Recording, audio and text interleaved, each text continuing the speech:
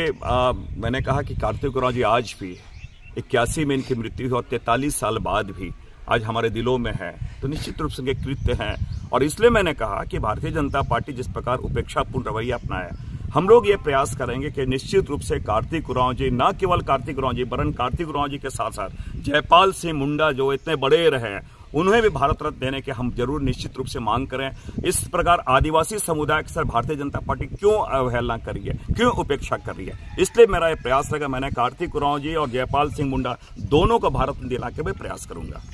लोहरदगा संसदीय सीट के कांग्रेस उम्मीदवार सुखदेव भगत ने स्वर्गीय कार्तिक उरांव व स्वर्गीय सुमति उरांव के समाधि स्थल पर माथा टेक और पुष्पार्चन कर चुनाव प्रचार का शुभारंभ किया। साथ ही वे भाजपा सांसद व राज्यसभा सदस्य पर जमकर बरसे। सुखदेव भगत ने स्वर्गीय कार्तिक उरांव और जयपाल सिंह मुंडा को भारत रत्न देने की भी मांग उठाई है। कार्तिक उरांव जी हमारे लिए न केवल आदिवासी समाज के लिए वरन पूरे राज्य और देश के लिए हमारे लिए प्रेरणा स्रोत है।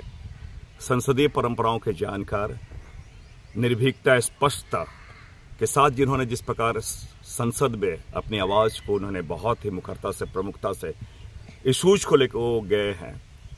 और इसलिए और साथ ही साथ मैं समझता हूँ को न केवल इंजीनियर थे बल्कि एक सामाजिक इंजीनियर थे, तो हमारे लिए आज भी प्रेरणा स्रोत के काम करते हैं। और इसलिए मैं जब अपने गुमला में शुरुआत की तो मैं सबसे पहले मैं श्रद्धा सुमन अर्पित करने के लिए आदरणीय जो हमारे श्रद्धेय रहे हैं सारे समाज के लिए स्वर्गीय कार्तिक उरांव जी के प्रतिमा में आज हमने माल्यार्पण किया, इनका आशीर्वाद लिया।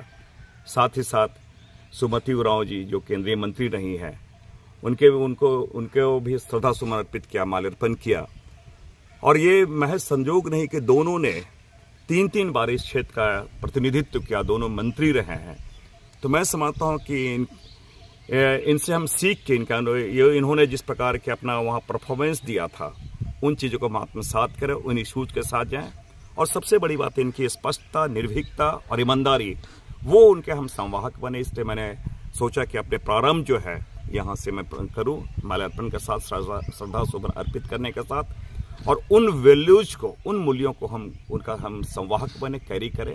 इसलिए सर्वप्रथम मैं के लीटा टोली में आया और यहाँ पे इनके दोनों में को श्रद्धा सुमन अर्पित किया। सुखदेव भगत ने कहा है कि राज्यसभा सदस्य समीर उरांव ने सीलाफारी पंचायत को गोद लिया है। इसी पंचायत में स्वर्गीय कार्तिक उरांव का पैतृक गांव लीटा टोली है, लेकिन आज भी यह गांव उपेक्षित है। सरकार जिस प्रकार लोगों को, अगर इनके प्रति उनका इतना प्रेम होता तो कार्तिक उरांव जी को चाहे भारत रत्न की बात करें या जिस प्रकार की या किसी पद्म विभूषण की बात करें, किसी भी चीज़ें में आपने कभी इनको याद किया क्या? तो मैं समझता हूँ कि वो जानते हैं कि कार्तिक उरांव जी हमारे दिलों में बसते हैं, तो केवल वो वोट की राजनीति करते हैं। और सबसे दुखद स्थिति ये है कि जो राज्यसभा सांसद रहे हैं समीर उरांव जी भारतीय जनता पार्टी के प्रत्याशी भी हैं, इसी बिशनपुर के, जहाँ पर उनका ये यहाँ से प्रतिनिधित्व किए हैं, और इसको उन्होंने, इस गाँव को उन्होंने गोद लिया है और इसके बारे में किस प्रकार इसके यहाँ तिरस्कृत किए हैं, कितना उदासीन रहे हैं, तो इनके प्रति क्या श्रद्धा रही है वो सब वो स्पष्ट है। इसलिए मैंने कहा केवल वो राजनीति करते हैं, इनके प्रति उनका कोई सद्भाव नहीं है, कोई श्रद्धा नहीं है। और मैं समझता हूँ कि केवल कार्तिक उरांव के साथ साथ पूरे आदिवासी समुदाय के प्रति भारतीय जनता पार्टी, मोदी की सरकार एक उपेक्षा का भाव रखती है। और हाल में आपने देखा होगा महामहिम राष्ट्रपति जिस प्रकार आडवाणी जी को भारत रत्न देने के लिए जब उनके आवास गए तो मोदी जी इस प्रकार कुर्सी पे बैठे रहे।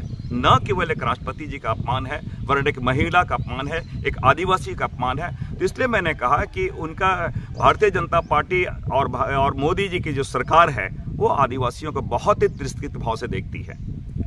सुखदेव भगत ने कहा है कि स्वर्गीय कार्तिक उरांव के समाधि स्थल पर पूजा अर्चना कर मैं चुनावी रण क्षेत्र में कूद गया हूँ। जनता मेरे साथ है और परिणाम बढ़िया रहेगा। मौके पर रमेश चीनी, राजनील तिगा सहित कई लोग थे।